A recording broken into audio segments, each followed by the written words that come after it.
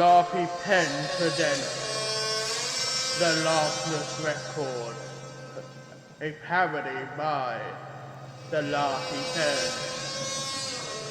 Episode 2, the big fucking scary guy.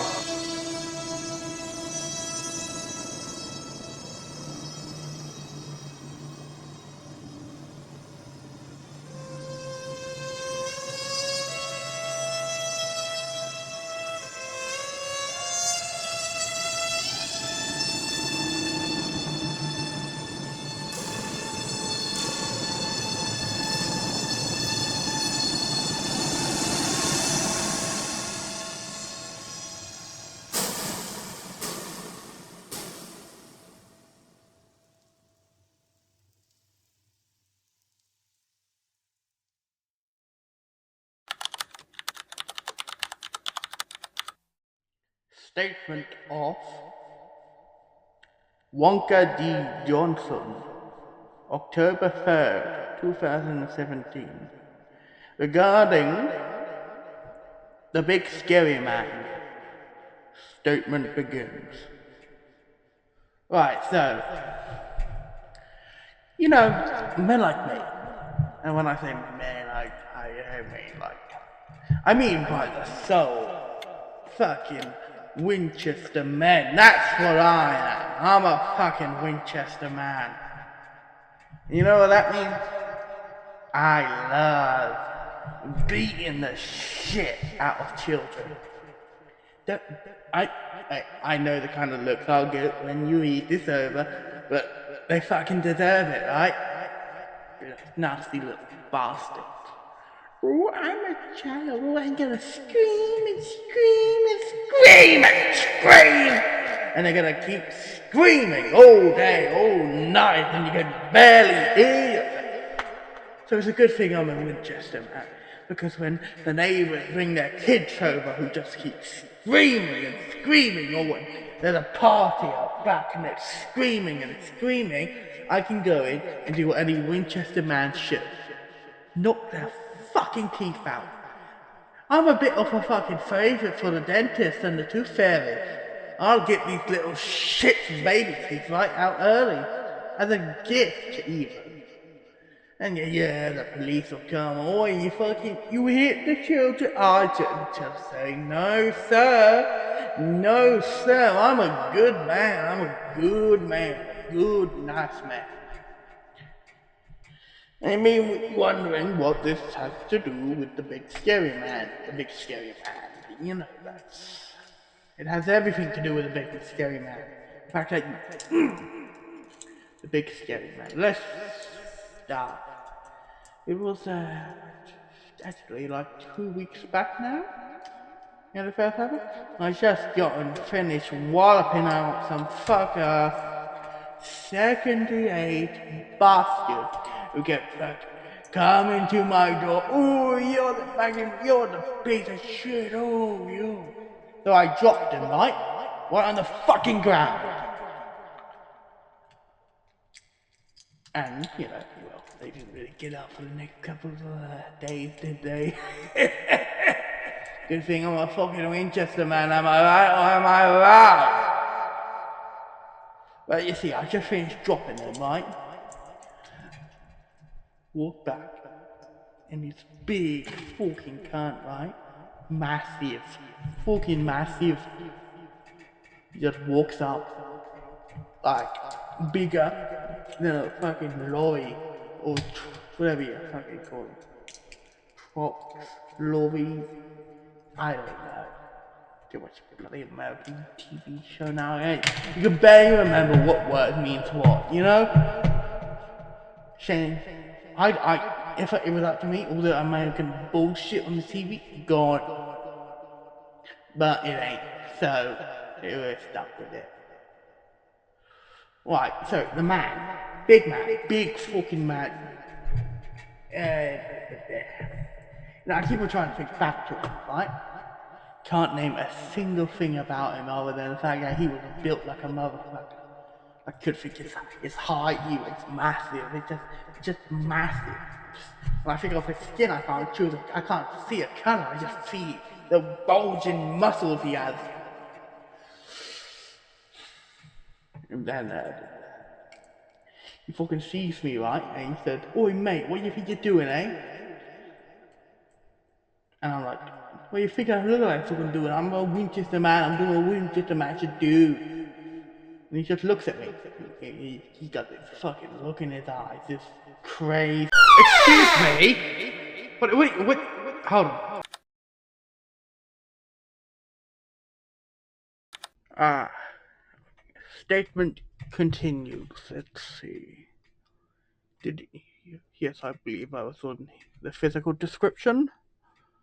Tall, massive, big muscles. You get the idea. And these two individuals. No, I meant to be reading. Reading. Come on, Simmons. After a while, we just talked. It wasn't bad. I'm not saying it was scary or anything yet. No.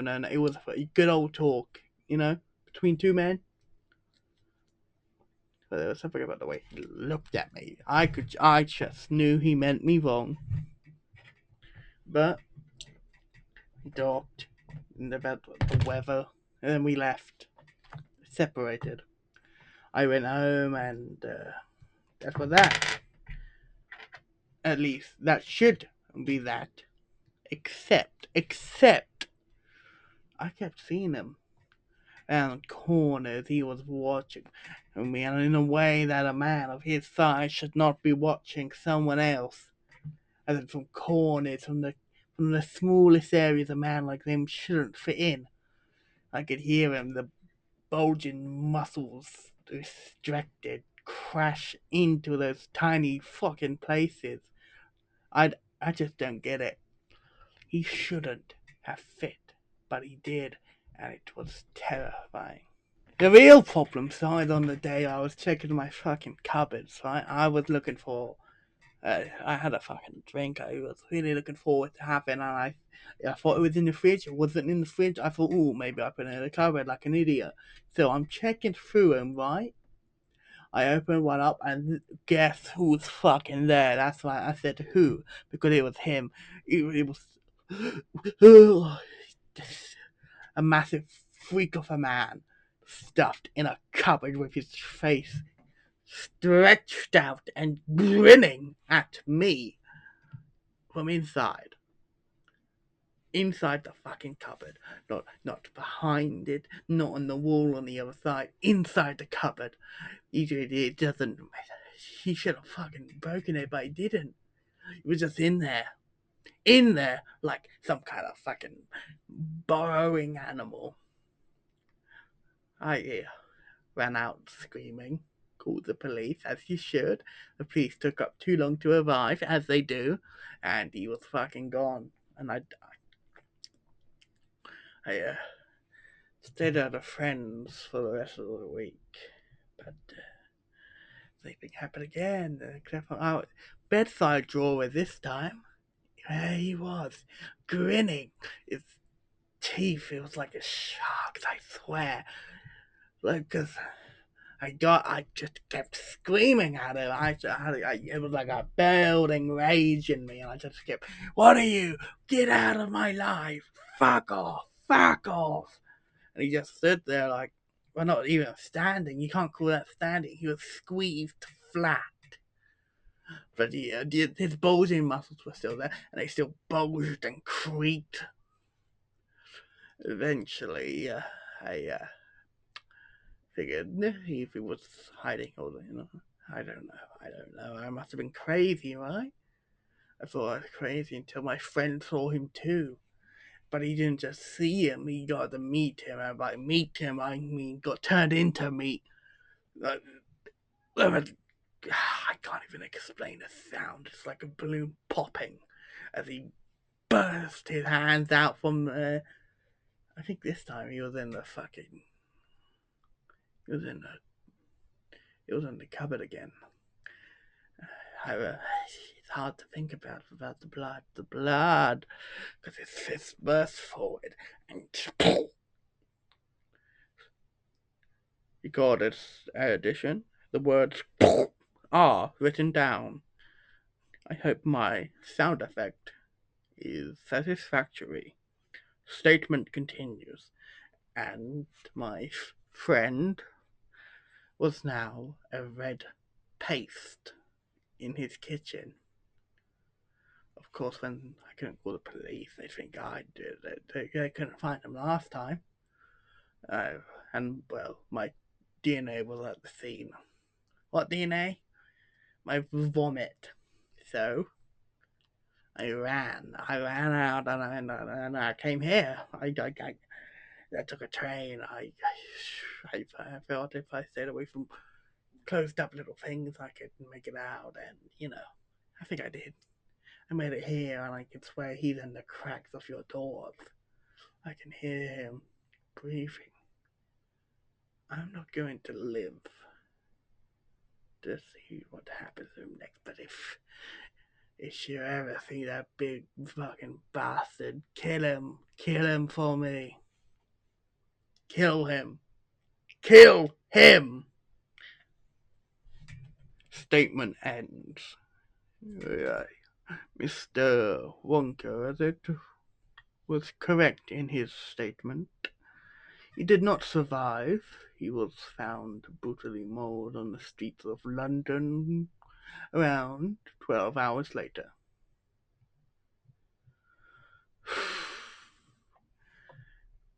Well, the situation doesn't make sense and is, well, it's put it simply, it's quite impossible. I don't believe him for a second. But the circumstances around his death were unique. Apparently, according to what Jim could get from the police, he was pulled apart, his legs, well, turned into a pretzel, his arms ripped off and stuffed up his own bottom. It was apparently ruled as a suicide. Whether that, and I'm inclined to say that it was likely, as you know, supernatural creatures that could achieve such flexibility do not exist. Recording ends.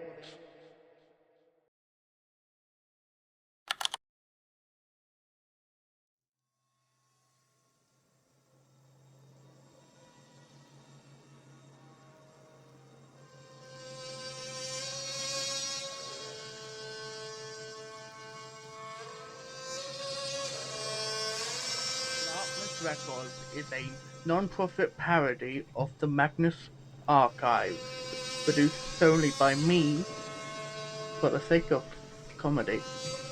All music, assets, rights, and such belong to Rusty Quill Productions. This is once again a non-profit satirization based on the recent uptake of LARPing. If you like this video, what's wrong with you? Thank you, and please subscribe.